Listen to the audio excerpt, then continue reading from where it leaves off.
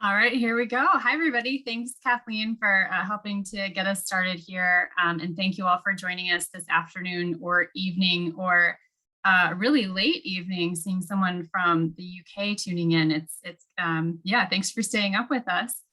My name's Colleen Weiler. I'm the Jessica Ricos Orca Fellow for Whale and Dolphin Conservation. I'll be your moderator today and keeping an eye on the chat and helping out with any tech questions there. And I'm speaking to you today from Newport, Oregon, which is the ancestral and unceded homelands of the Yaquina, who, along with other coastal tribes, are today included in the Confederated Tribes of Siletz Indians and the Confederated Tribes of the Grand Ronde. Kathleen, next slide, please. So our webinar today is part of Orca Action Month 2022, which is celebrated every June in the Pacific Northwest and nationwide, to bring together everyone who loves and cares about the endangered southern resident orca community and to inspire action and advocacy for their protection. And I think we saw that reflected in our poll at the beginning, that's most of our audience today. So good to have you here. Our theme for 2022 is Stream to Sea, which is exploring the deep relationship of the watersheds and rivers throughout the range of the southern resident orcas, from Washington's Salish Sea to California's Central Valley, and their vital connection to the wild salmon and the clean water that the orcas need to survive. And so today's event will cover 3 important laws that affect those streams, the sea, and the orcas that have been in place for 50 years in 2022, which is why we're talking about them today. Next slide. So who are the southern resident orcas? They are a unique community of whales found only here in the Pacific Northwest. They have distinct behaviors, a specific dialect, and a culture that is unique to their population. They are also genetically separated from other orca populations, which means that they don't interbreed with other populations. And in fact, orcas from different groups very rarely interact with others at all. So this genetic difference is important for both science and legal purposes because it designates them as a distinct population segment. That's a DPS with all capital letters. And that gives them extra protective measures for those 3 pods that make up the southern resident community, J, K, and L pods. These pods consist of family groups that are led by the elder females as a matriarchal society, and those older females pass down the population's culture and survival skills to the younger members, especially what to eat. Next slide. And that food is the all-important salmon, especially Chinook salmon. The southern residents are fish eaters. That is anywhere from about half of their diet to 100% of their diet is Chinook salmon, depending on the time of year. And they rely on salmon runs from many rivers in their range at different seasons and in different areas, from the Sacramento River's unique winter run Chinook to the Fraser River's summer Chinook, and in the middle, the Columbia Basin's historical powerhouse of salmon. Next slide. And the biggest threats facing these whales are a shortage of that primary prey, toxic pollutants and water quality issues that affect salmon, as well as the health of the orcas, and noise and disturbance that make it harder for them to find food, to communicate, and to travel through the ocean. And so the landmark legislation that we're discussing today can help address all of those threats. Next slide. And today there are about 74 orcas in the southern resident population, pending the confirmation of a brand new calf and K-pod who was just seen a couple months ago. And this is very close to their lowest abundance since dedicated surveys began in 1976 by the Center for Whale Research, and even lower than when they were designated endangered in 2005. So while the laws we're talking about today are really important tools for preventing further decline and supporting their recovery, much more is needed, and we're going to cover that at the end. But to get us started, we're going to discuss the law that most directly affects the orcas, the Marine Mammal Protection Act. And so I'm going to hand it to Jane Davenport with Defenders of Wildlife. Hi, everyone, and thank you for coming to our webinar today. I'm Jane Davenport. I'm a senior attorney with Defenders of Wildlife, and I'm here at our headquarters in Washington, D.C., which is the ancestral lands of the Nacotchtank, the Anacostan, and Piscataway peoples. So next slide, please. We're going to talk about the Marine Mammal Protection Act, which is celebrating its 50th anniversary this year. And we're going to kick off with a very short anniversary celebrating this amazing statute that protects all of our country's marine mammals.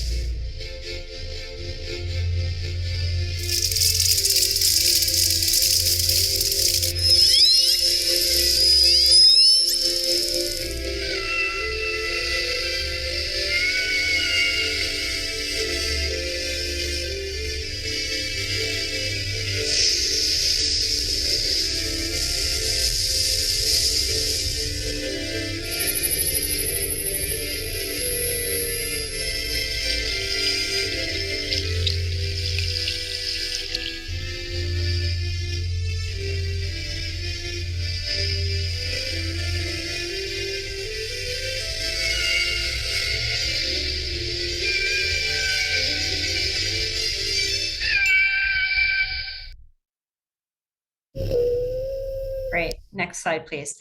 So we're going to start off by talking about the Marine Mammal Protection Act, which, like the other statutes we're talking about today, was enacted in 1972.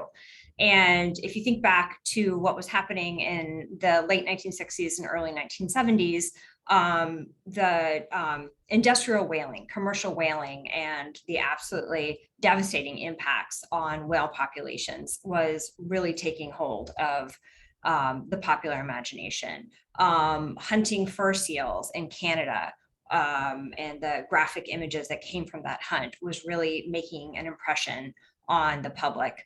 And many other marine mammal exploitation issues led Congress to enact this statute, which, even though it's 50 years old, is a really forward-looking statute. And I've quoted here some of the language from the congressional findings leading up to, why are we enacting this statute?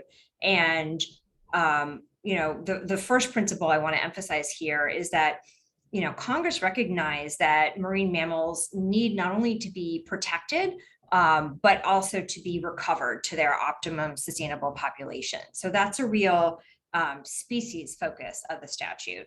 But the other aspect of the statute that doesn't often get attention is that Congress recognized that marine mammals are critical components of the marine ecosystem, that we cannot have flourishing marine ecosystems without flourishing populations of marine mammals. So, this was a first in many ways, with the focus not only dialing in on the species, but dialing out on the ecosystem itself. Next slide, please.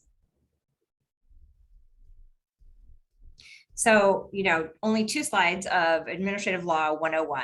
So you'll remember from either your, US government class or maybe Schoolhouse Rock that Congress passes a statute and the president signs it into law. Shown here is President Nixon signing the Endangered Species Act into law. And then next slide, please. Once Congress has set that general statutory framework, federal agencies do the day-to-day work of implementing those statutes. So for the Marine Mammal Protection Act, actually both of our nation's wildlife agencies, the U.S. Fish and Wildlife Service within the Department of the Interior, as well as NOAA Fisheries within the Department of Commerce, administer and implement the MMPA for marine mammals around the country and, in fact, around the world. Next slide, please. So NOAA Fisheries, otherwise known as the National Marine Fisheries Service, has the bulk of marine mammal species that are protected under this statute. And Fish and Wildlife Service does have its own handful of species that it protects as well. And I won't be going into it in this presentation, but a couple just general facts to know here is, number one, all marine mammals are protected under this law. So unlike a statute like the Endangered Species Act, the Marine Mammal Protection Act protects every marine mammal individual and stock, whether or not that stock is facing endangerment. And the other issue I won't go into, but it's just really interesting to know, is that these protections apply around the world. So if, for example, an aquarium wants to import a beluga whale that's been taken captive in another country, then the National Marine Fisheries Service has to approve or disapprove that action. So this really is a national statute with global reach, which is important when you think about how many marine mammals don't respect national boundaries, and they need to be protected in our country, but elsewhere as well. Next slide, please.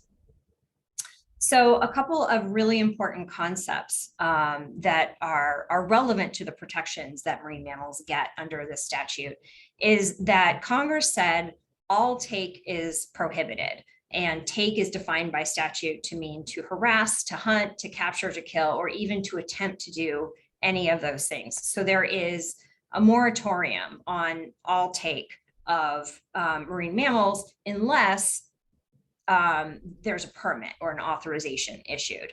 And it's also important to understand that that take might be intentional, which is what we might think of if we're thinking about whaling, if we're thinking about taking marine mammals into captivity, but it can also be incidental. It's not meant to happen. It's a byproduct of otherwise lawful activities. So, perhaps unintended consequences.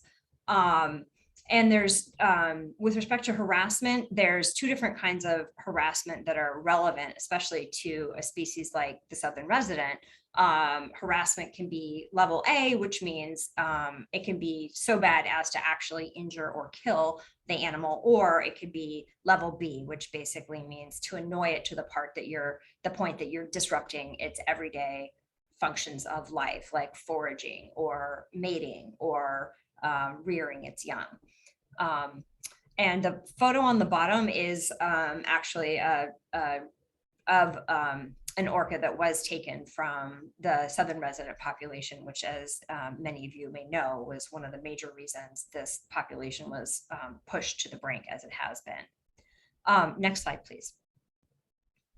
So I want to talk about, as Colleen mentioned, out of the three major threats to the southern resident population, the noise impacts, the disturbance impacts are one of the most significant, given where this whale lives, in some of the noisiest areas that we have on the West Coast. So one of the important functions that the MMPA has been used to implement in terms of protecting the species is that NOAA Fisheries has promulgated regulations under the MMPA setting approach distances for vessels so that whale watching vessels can't, try to get right up on top of orcas to give their customers a better view. And there's also rules in restrictions in those regulations to say, you can't park within a certain distance of the right whale. And I'm sorry, right whale, sorry, wrong species, southern resident. And one of the reasons this is really important is because the noise of vessels can disturb and impair southern residents when they're trying to forage, when they're trying to nurse their young. And so, it takes a lot of it puts a lot of energetic stress on the animals when, they're disturbed out of one area and they have to go to another area and maybe the foraging isn't as good. So there's these regulations that were promulgated under the MMPA. And I think in a sign that, like I mentioned, we can't just protect the southern residents in one country. There have been similar guidelines and regulations put into effect on the Canadian side of the border, and in the Puget Sound, the Washington Department of Fish and Wildlife also plays a role in determining where vessels can go, how fast they can go, and so forth. So let's go to the next slide, please. So we're not here to talk about the Endangered Species Act today, but just that'll be next year's presentation when we have the 50th anniversary of the ESA. But NOAA Fisheries has designated the southern residents as one of its 9 species in the spotlight, meaning that this is a species that if we don't take significant conservation action to reverse the trends towards extinction is likely to become extinct, over the short term.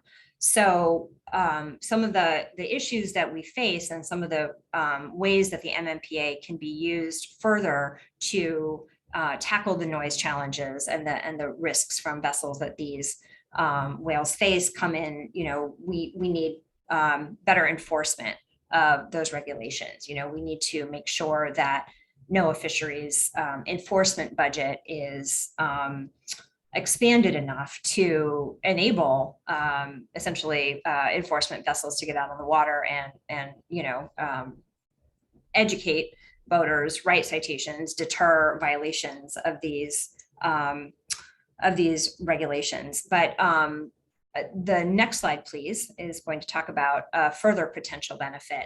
And here I do get to come back to right whales. North Atlantic right whales are also a highly endangered marine mammal species here on the Atlantic coast.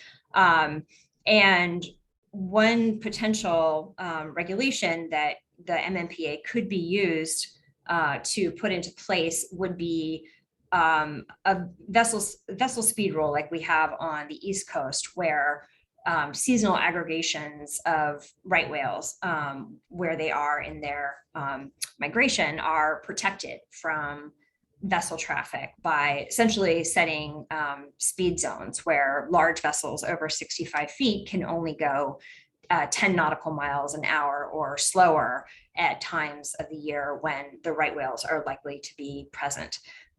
So, this is one potential way of advocating for having a similar rule on the West Coast to protect southern residents and other marine mammals that are not only at risk of vessel strike, but also, like the southern residents, it put in harm's way by all the noise that vessel engines cause, especially because the faster vessels go, the more noise they're generating. So next slide. I think that has brought me to the conclusion of my presentation. So I am going to now turn the floor over to Alyssa Barton of Puget Soundkeeper. And again, thanks for attending.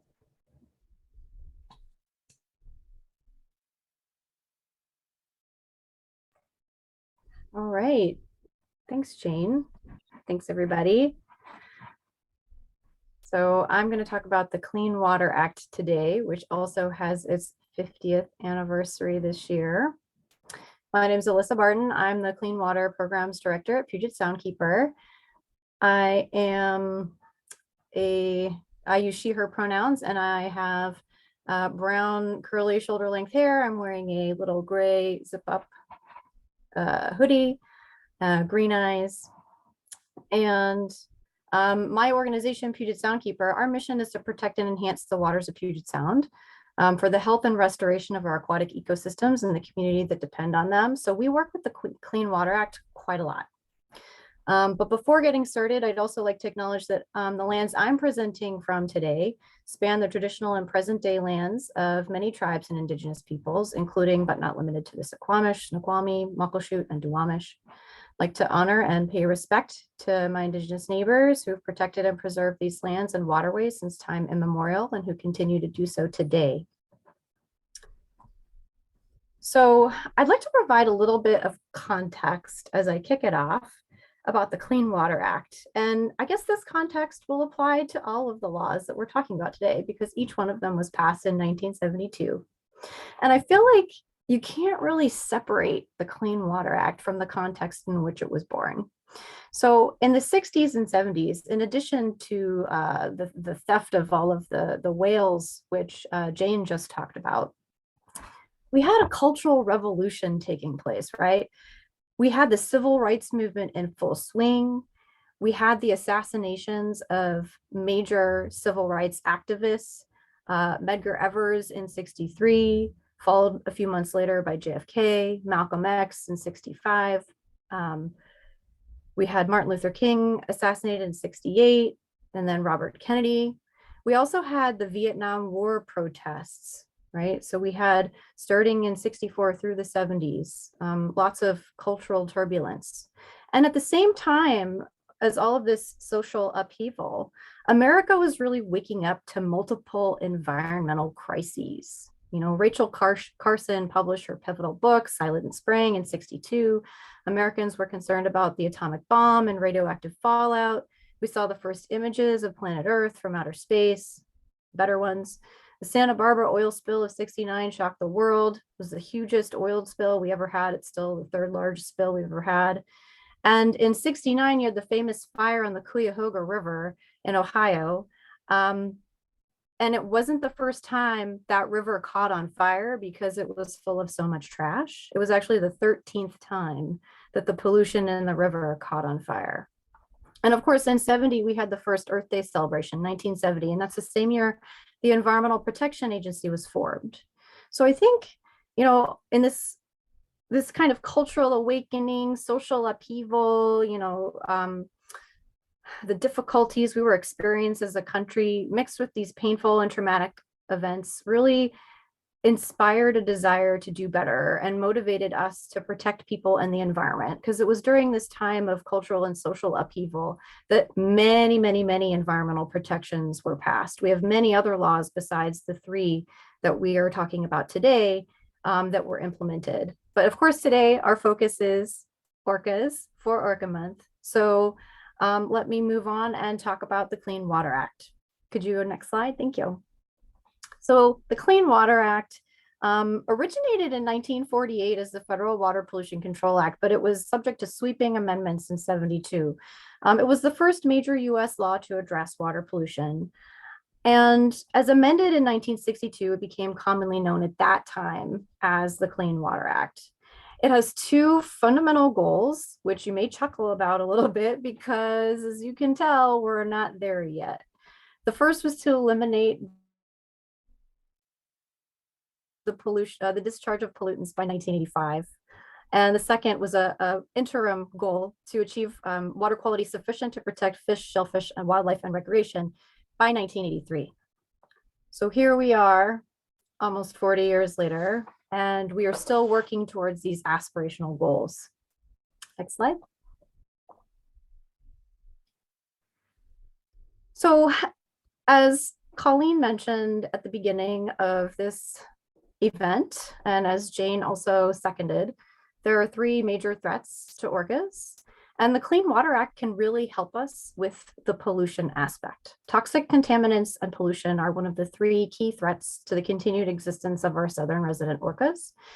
And the Clean Water Act can help with this threat in several ways. But this image, I think, is really important because it helps show the link. It shows how one family of prolific toxic chemicals, PCBs or polychlorinated biphenyls, travel through the food chain.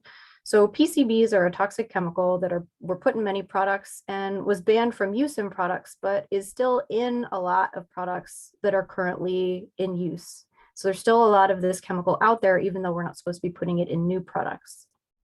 So PCBs enter our waters from various human-made sources, can enter phytoplankton, and can biomagnify up the food chain. So toxics like PCBs accumulate or bioaccumulate in the fatty tissue of fish like salmon. And in turn, we humans, as well as southern resident killer whales, who primarily rely on salmon for their survival, eat salmon and can take on the toxic chemicals in their fat. It is passed on to us. So toxics like PCBs build up in the fat of orca whales, and this fat for mother whales, it is transitioned into milk, which is passed along to nursing orca calves at birth. So often the firstborn southern resident orca babies die within their first year for various reasons, but in some instances, they're literally being poisoned to death by their mother's milk. And the Clean Water Act was crafted to limit the amount of pollutants that can be discharged into our waters to protect people and fish. So you can see how the Clean Water Act is a critical tool for protecting all life, including people and orcas from toxic threats. So, and you can bump to the next slide now, Kathleen, thanks. So I'll talk a little bit about the structure of the Clean Water Act. It has a lot of components, and I'm not gonna, there's no way to cover them all in a quick time period.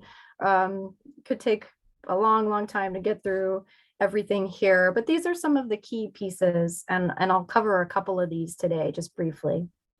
So the Clean Water Act implemented a water quality standards program, which develops standards setting out how much pollution or how much of a certain pollutant is okay for businesses to discharge into our waters, or any operators that are discharging pollutants from a point source.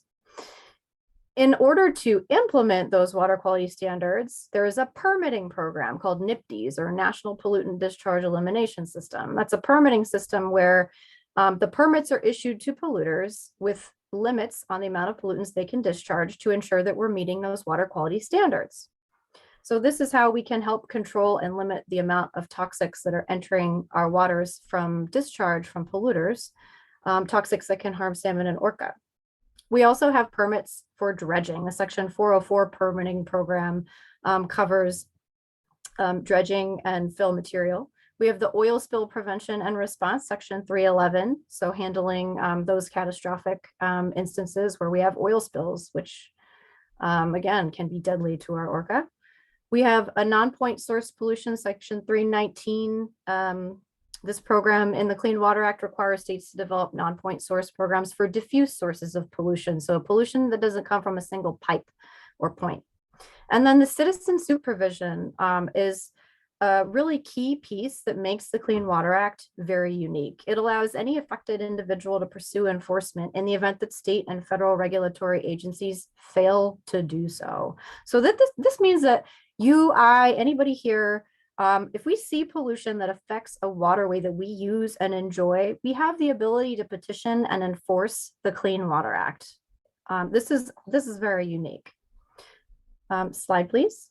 So I'll talk a little bit more about that component now. As for enforcement, the citizen suit provision, again, is really unique, and it's also a very effective tool. This is one of the reasons why the Clean Water Act is such a strong law. Soundkeeper alone, the organization I work with, has helped stop dozens of polluters from illegally polluting through our citizen suit actions, many of these involving key witnesses and community members that served to help us with these matters. So through our actions, my organization alone has returned over $10 million to local communities impacted by the pollution. And that funding that is paid by polluters does not go to us. It goes to the communities that were impacted by the pollution to help mitigate those damages. And my organization is just one group. Across the nation and the globe even, there are hundreds of other water keepers that are part of a global movement, as well as other activist groups and individuals who've also succeeded time and again, not just in enforcing permit limits and stopping polluters from polluting, but in improving standards and strengthening the permits in the first place under the Clean Water Act. So I'd like to share one other example of a local Clean Water Act win, hopefully a little source of inspiration. It directly affects orcas and salmon. And this is the fight to improve Washington's water quality standards under the Clean Water Act. Washington has a set of water quality standards. And these are, again, the regulatory limits for how much toxic pollutants, including things like PCBs, are allowed to enter our waters. Next slide. So our water quality standards are regulatory limits on pollutants that can be safely discharged into our waters. And it's based on the protection of aquatic life and human health. And once the EPA or a state issues these standards, and in Washington State, the Department of Ecology implements the Clean Water Act. And so the Department of Ecology comes up with the Clean Water Act standards. So once those are issued, they'll get implemented in permits that are given to dischargers. So say, for example, you had in the previous slide, you had a recycling facility that operates on the Duwamish River. It discharges treated effluent or wastewater. It would need to get a permit to do so. So, and they're also implemented not just through permits, but through pollution cleanup plans. So something called a TMDL, or total maximum daily load. When a water body is polluted or impaired, the regulatory agency in our state, the Department of Ecology, will need to come in and create a pollution cleanup plan to get it back up to meeting those standards. So next slide, please.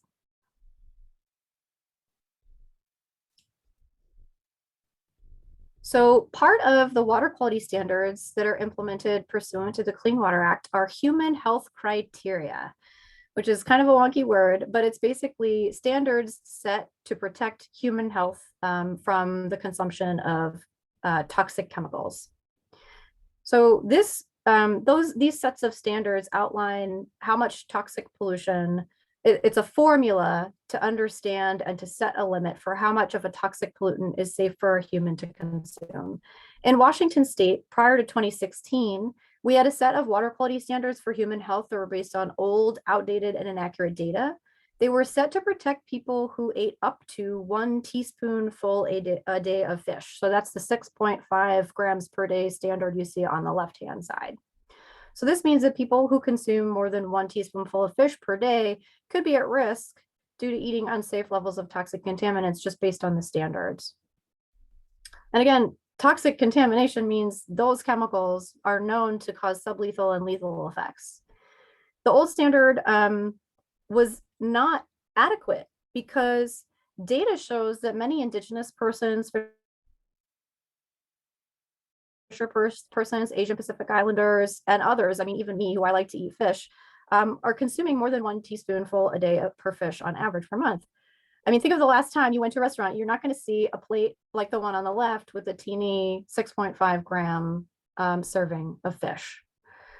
Soundkeeper and other environmental advocates advocated throughout the region for many years and helped win to improve this standard to 175 grams a day. It was a long battle, but we were able to increase manyfold the level so that folks would be more protected if they're eating more fish. Unfortunately, in 2017, the federal administration implemented a rollback of this standard. And advocates fought back, as did Washington State, and it's currently in litigation. TBD the outcome. But those strong standards are the goal, and we'll hopefully we'll win the day. You know, this example of a fight to help protect our human health, as well as any critters living in the water that could be affected by toxics like PCBs, it demonstrates the Clean Water Act is working because advocates used data and the science to support the contention that where people are eating more fish, we need to strengthen these standards, and we got the standards strengthened. But it also demonstrates some of the problems or just flaws with the Clean Water Act, which may not be unique to this law. The first is that it takes a really long time to implement change because new Clean Water Act protections are subject to lengthy deliberative processes on the front end. Second, the new Clean Water Act protections, like stronger standards, they're subject to legal threats that can cause further delays or overturn progress. And another issue or flaw could be that, you know, new protections are subject to changing political whims. In this instance, this was one target of executive action, and it wasn't the only law that was subject to a rollback under previous federal administration. We could also use more funding for this law, just like Jane talked about with the MMPA. The Clean Water Act also isn't necessarily fully funded. Here in Washington, the Department of Ecology has only surveyed about 15% of our waters in the state. They've only assessed 15% to see if they're polluted or not. And of the waters surveyed and reported in 2021, a fifth of those, 21%, are polluted, which is an increase from the last time the Department of Ecology did a survey. Our pollution cleanup plan program is also notoriously backed up. It's a little bit slow moving, and our agencies can't and don't always enforce the Clean Water Act due to limited capacity. So these problems could be resolved, though, at least in part with appropriate funding, right? The more funding we have, the more we can do. Next slide, please. All this to say, the Clean Water Act is a really effective tool. We've seen it time and again being an effective tool at stopping pollution, protecting specific communities, being able to protect water quality from the threats of toxic contamination, but does have its weaknesses. We need more enforcement and more funding to make sure it's thoroughly and effectively implemented to protect all waters. And it can't by itself alone keep up with today's accelerating threats like climate change, population growth, mass extinction, all the other crises we're facing today. But there is hope, and we're going to turn to this at the end of this presentation today to talk about what's next, right? We've had 50 years of this law, and what is next for the three of them today. But for now, I'll pass it off to Julia, who is going to speak next. Thank you very much. Thanks, Alyssa. Thanks everybody for joining us today. I'm so grateful to have you here chatting with us about the somewhat wonky topic of environmental law, but hopefully we can ground it in some pretty exciting species that get you excited. So my name is Julia Goodstefani. I'm an attorney in the Oceans Division for NRDC, and I specifically work in our Marine Mammal Protection Project. And a lot of my work the last 5 to 7 years has been on the southern resident orcas, who are the topic of Orca Action Month and the focus of this presentation. I'm going to be talking about a law. Oh, and I'll say I live in Mosier, Oregon, which is a small community on the Columbia River. It is the traditional and forever homelands of the Wasco, the Wishram, the Chinook, the Wyam, the Warm Springs, and Yakima, among others. This is an area along the river that was used in the seasonal round by many, many different tribes and continues to be an area of fishing, hunting, gathering for the tribes. I'm going to talk about the National Marine Sanctuaries Act, and I will caveat and admit up front that this is not a law I have used a bunch as an attorney. I think this is actually an opportunity law for further exploration and work, and it's sort of an underutilized law, but it's getting a lot of attention, and I'll talk about why. Next slide, please. So the National Marine Sanctuaries Act, like these other laws, was passed in 1972. It gives the Secretary of Commerce the authority to designate protected areas in the ocean. These are areas that have been deemed of national significance for one reason or another, and there's a variety of reasons. It might be an area really rich in biodiversity. It may be a place where there's a bunch of shipwrecks. It might be a combination of maybe a place of cultural significance to indigenous peoples or others. So there's a variety of reasons why we might think this part of the ocean really deserves some heightened level of protection.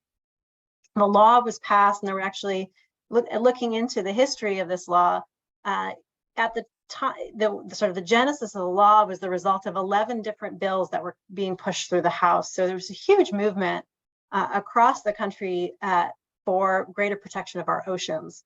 And that came out of a reaction to a sort of growing awareness that all of my colleagues have talked to at that time of the threats to our natural environment. And this one was specific to the ocean. And there were a couple of events, at least in the literature around the law, that are cited as being sort of having particularly inspired folks. And one of them was the 1969 oil spill. And excuse my typo in the slide, Alyssa was correct. It's 69, January 69, it's off the coast of Santa Barbara, third largest to date after Deepwater Horizon and ExxonMobil. And sort of really shocked people about what could happen to our ocean and marine animals. And then there was also a big scandal that I didn't know a whole lot about, but I did a little Googling about and I encourage you to look at too, which was the dumping of nerve gas by the US military in ships off the coast of Florida. And that got people very upset. This nerve gas was leaking, and so they put it in a bunch of ships and then sunk the ships in the ocean. Needless to say, there was a bunch of public awareness that we needed to do more to protect our oceans, and the National Marine Sanctuaries Act was the result of that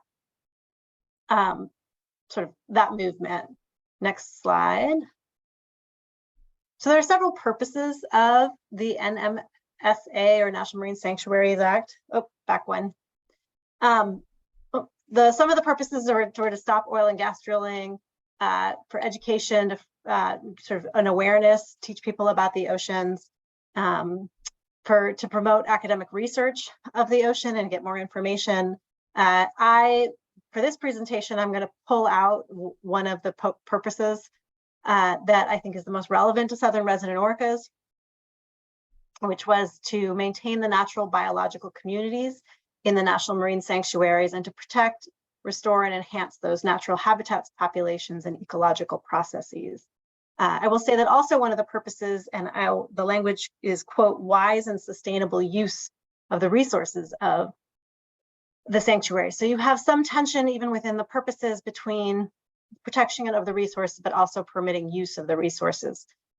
So just sort of an awareness that the law has some, like many of our environmental laws, some internal attention. Next slide.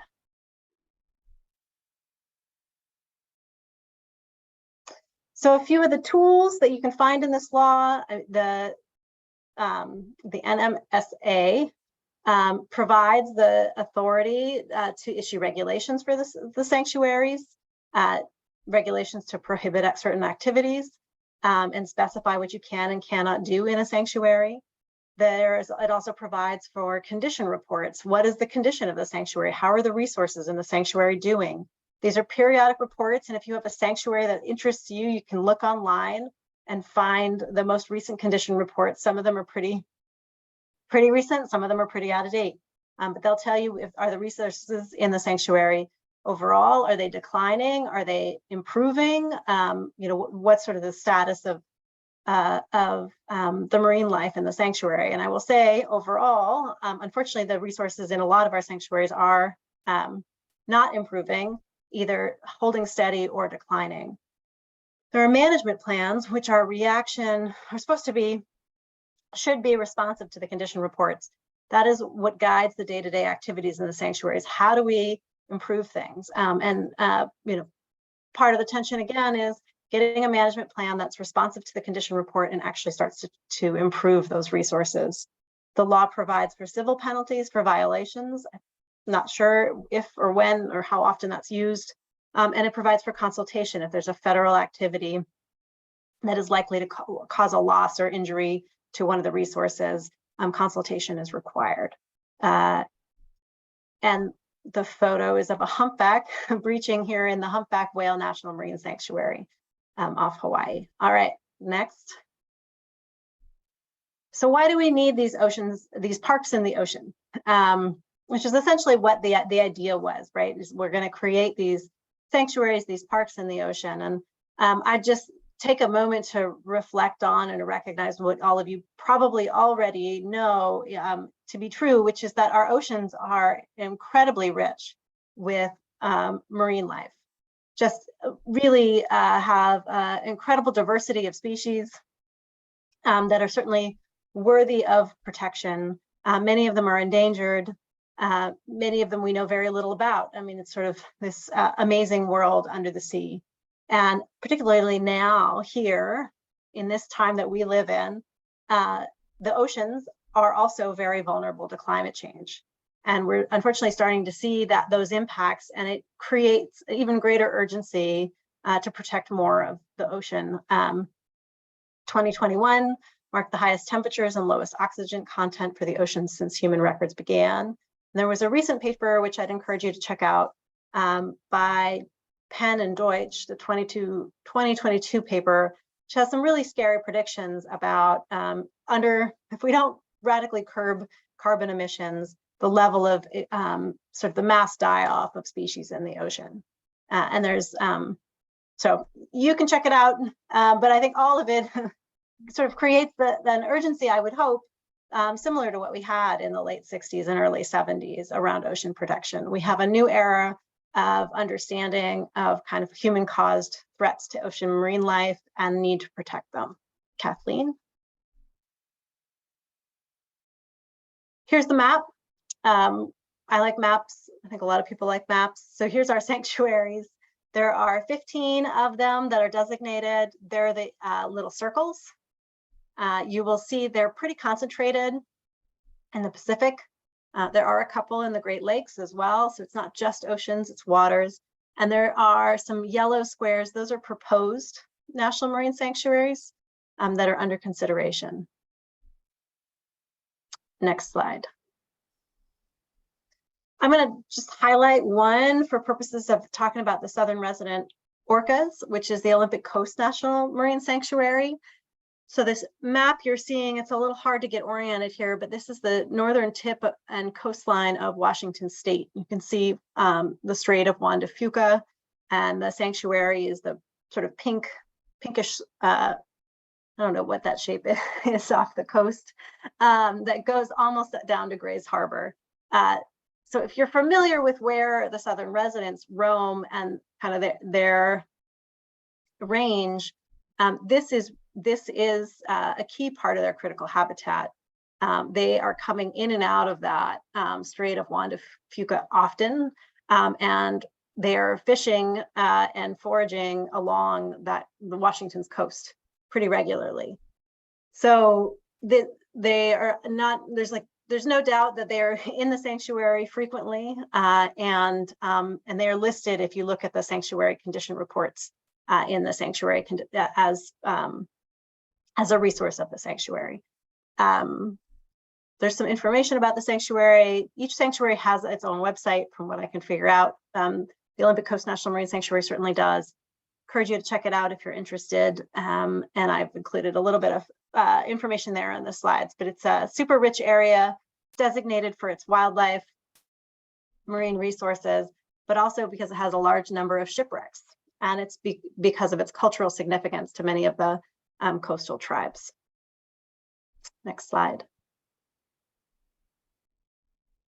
So our southern residents, highly endangered, as Colleen talked about.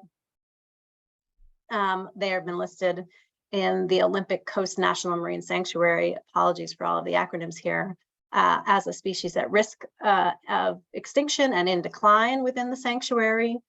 They suffer a variety of threats, that also was discussed.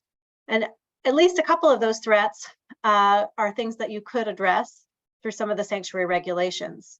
The Olympic Coast National Marine Sanctuary does provide for regulation of vessels. And there is also some discussion of sort of care of the resources. And one of the resources that's found in the sanctuary, as well as salmon, obviously very important to the southern residents. The map on the far left, and I believe the Center for Biological Diversity gets credit for this widely used map. And I apologize that there's no credit here. This is shows you the range of the southern residents. This was a map that was created when there was a bunch of advocacy going on to expand their critical habitat range. The purple was that whole coast from the tip of Washington down to California. That's their coastal range. It has since been recognized as critical habitat. The little green dots are actual tagged locations of 2 different individual killer whales and southern resident orca members. And you'll see the concentration there on that northern coast along Washington State. That corresponds really nicely with the sanctuary. Next slide. The National Marine Sanctuaries Act is getting a lot of attention now because of some commitments President Biden has made to his America the Beautiful plan, and also commitments to 30 by 30. So if you're not familiar with Executive Order 14008 on tackling the climate crisis, you might be interested in checking it out. There is it's long, there's a part of it, you can Control F to find it, that talks about a call to action to restore 30% of our land and water by 2030. And this is the often referred to 30 by 30 goal. And in alignment with that goal, there is an interest in designating new sanctuaries. Next slide.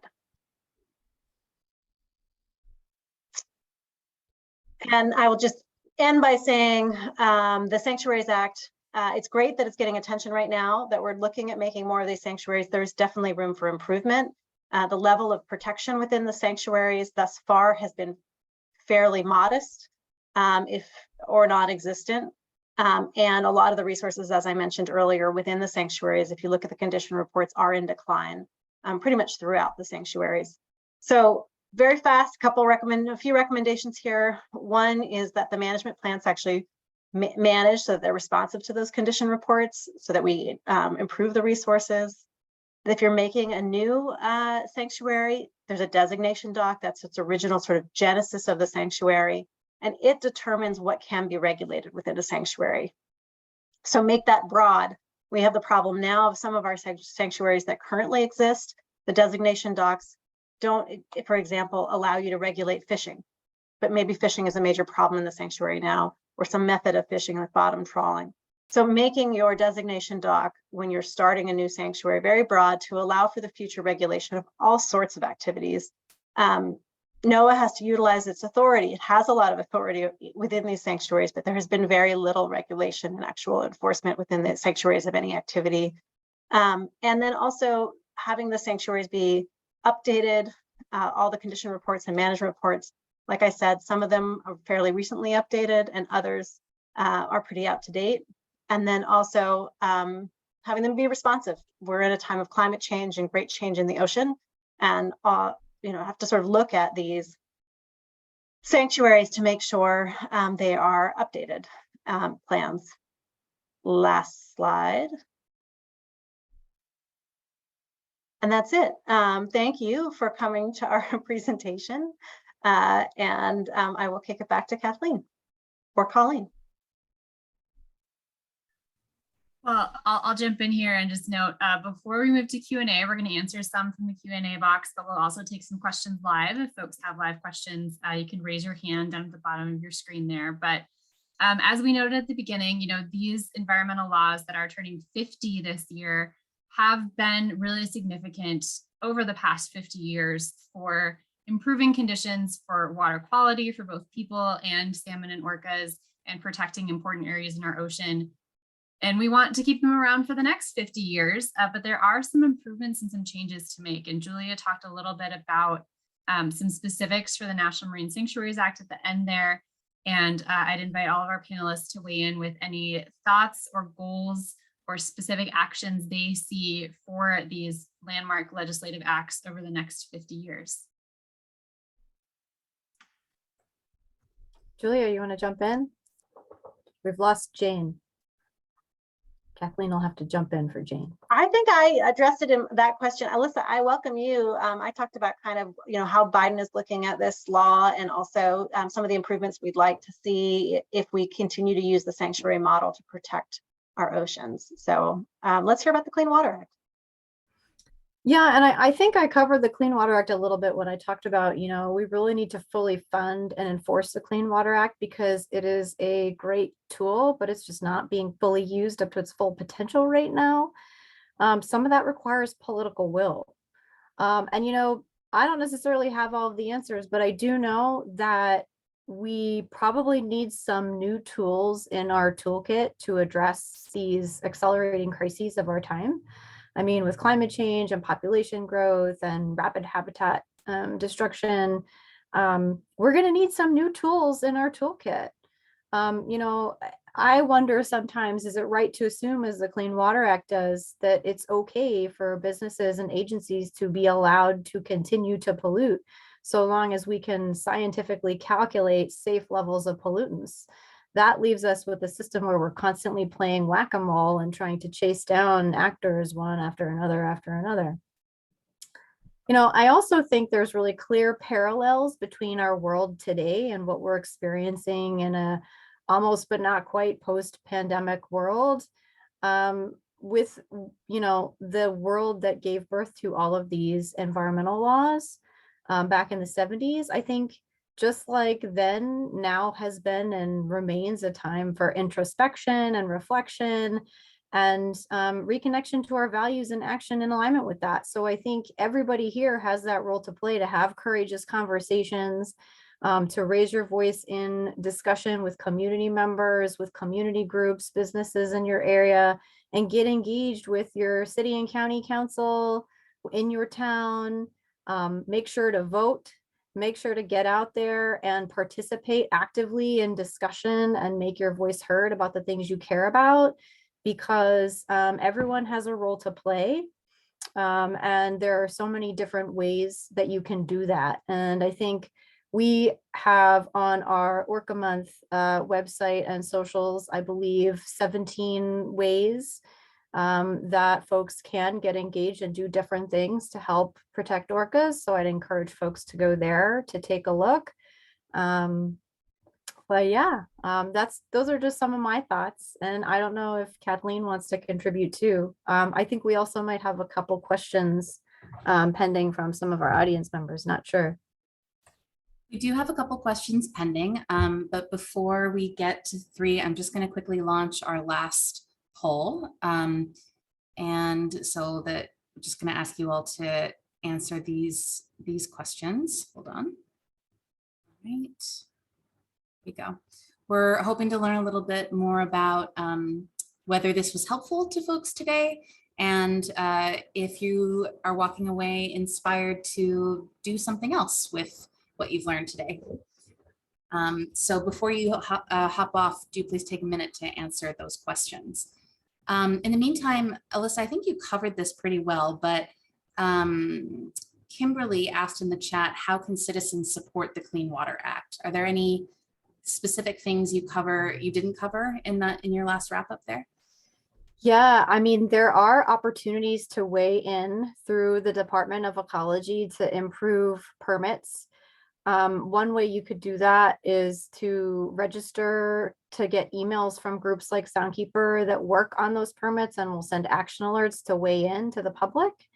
And also any waterkeeper group will enforce the Clean Water Act. So if you're a member of a waterkeeper group, you might find yourself being contacted and asked if you would be interested to participate as a witness or as someone who is interested to get involved in actions that might affect your community if we become aware of pollution in that community and file an enforcement action.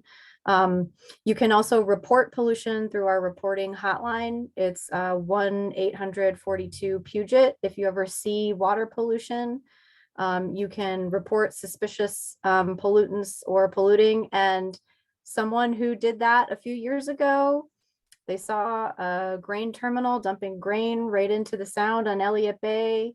And it resulted in a successful Clean Water Act action that stopped that pollution and implemented new protections that will prevent that from happening. So those are just a couple ways.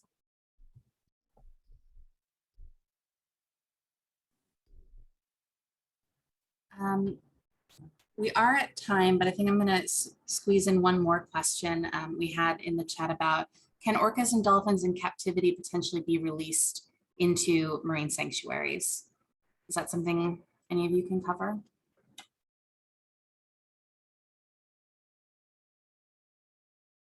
I wish I knew more about that. I know that there's a big movement around, particularly for the southern resident that's in Miami, of releasing her back into the wild. And I don't know a lot of the details around what is and isn't possible per sanctuary rules. So I have to say that I'm not sure. And I haven't heard a whole bunch about, I'm curious if any of my colleagues know more about release of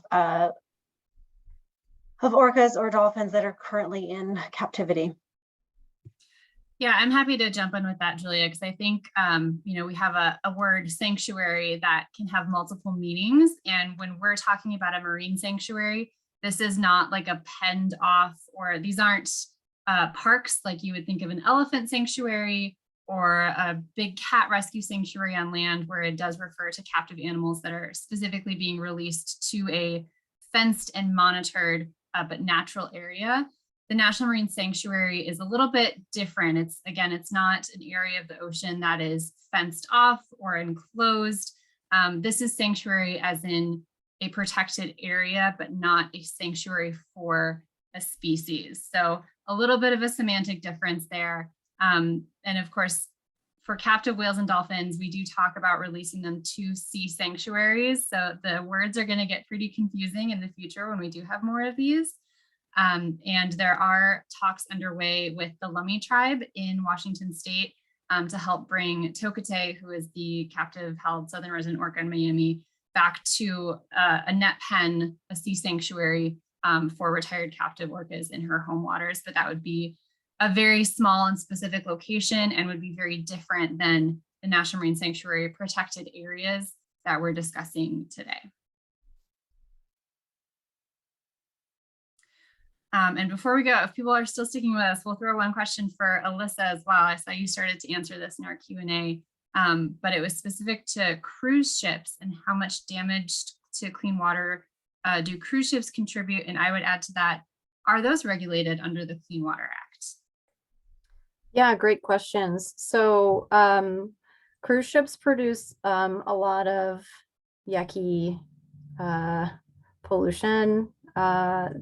There's tens of thousands of gallons of sewage produced by folks that are on the cruise ship.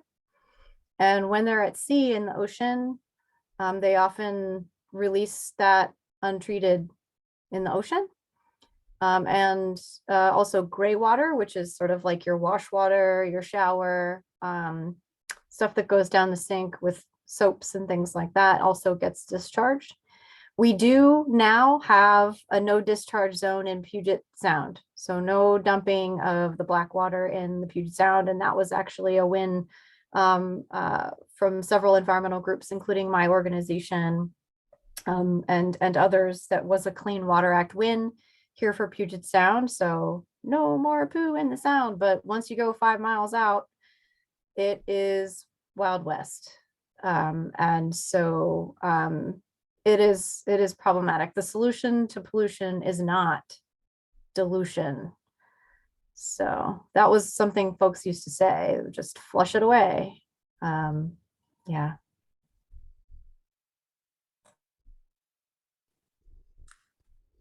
One of those old logos from the 70s that hopefully we've learned more since then.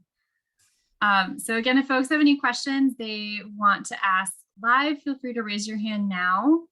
We are recording and we'll post a copy of this online on the Orca Salmon Alliance Facebook page. We'll share it out through Orca Month as well. And we will email a link to all registrants afterwards. And if you do think of any questions later tonight while you're pondering all this information, please do reach out and let us know. And we're happy to follow up and provide some information for you. And otherwise, I encourage everyone to go check out orcamonth.com. We do have just 1 day left of Orca Month, but we have a closing event happening tomorrow. So you can join us for that and learn a little bit more about what you can do for orcas and for salmon. And so I don't see any hands up. I think we'll close out today and say thank you to everybody for joining us.